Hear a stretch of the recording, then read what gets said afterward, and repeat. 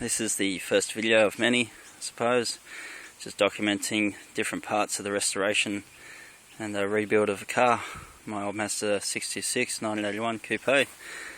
And, here we have today is a set of wheels. They're I suppose colloquially known in Australia, the old Hot Wire, made by various different companies. This one here is a Cheviot. This one over here is an ROH. A company named Onger also made these as well. But basically, this is just kind of showing you a bit of the process kind of thing. Not me actually doing it, but yeah, they're kind of explaining the process and some of the materials I'm using to restore these wheels so I can put them back on my car.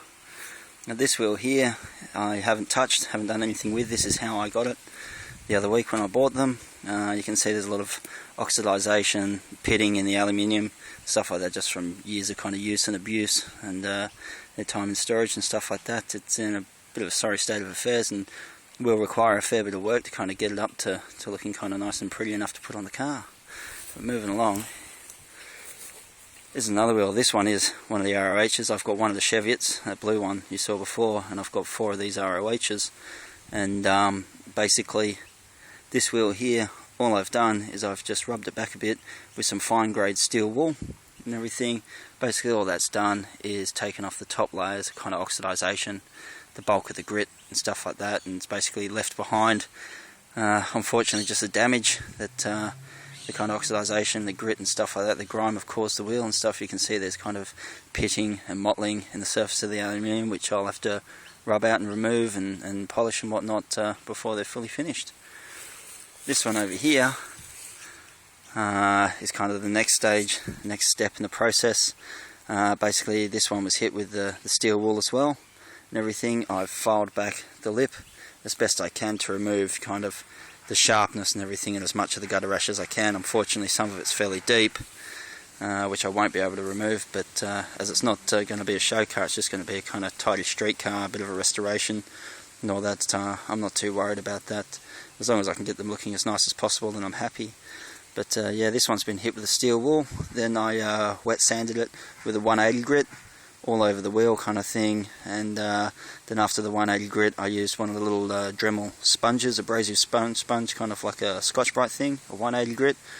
And I just cleaned up all the spokes and just ran back over the wheel, just removing all the mottling out of the wheel and everything like that. As you can see, I've now got a nice kind of fairly smooth finish. You can see the grain that the sanding is left in it, but other than that all the mottling's removed and stuff like that, so I can move on to finer grades of paper and then finally polishing.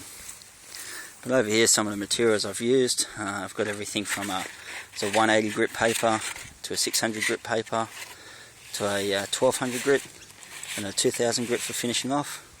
Got a fine grade steel wool. I've got a 3M Scotch-Brite wheel, which I'll use to clean up some of the grime and crap like that inside the wheels. I'm not going to worry about polishing that obviously because you won't see it, but just to kind of clean them up and remove some of the shit that's accumulated on there. Moving on, these are the Dremel sponges. Bloody expensive. I think they're about $18 from the hardware shop, but they do work well, they work fast and they make the job a bit easier. That's my rotary tool, Dremel, whatever you want to call it. It's just a cheap one, but it works. It's great. Dad bought it for me. Thank you very much. Some of the buffing wheels, stuff like that. They're just different naps, I suppose you call them. Different kind of stiffness and whatnot, from kind of fairly coarse with a sisal wheel, right down to, I suppose you could call like a goose down or something like that for like your final polish. Different rouges, one for kind of like a fine buff. This is a fairly coarse one and stuff. I've got a couple others in the garage, and just a couple of different size, but fine, smooth tooth files, just for filing back some of the coarser stuff around the lips of the wheels. But yeah, that's a video so far kind of thing.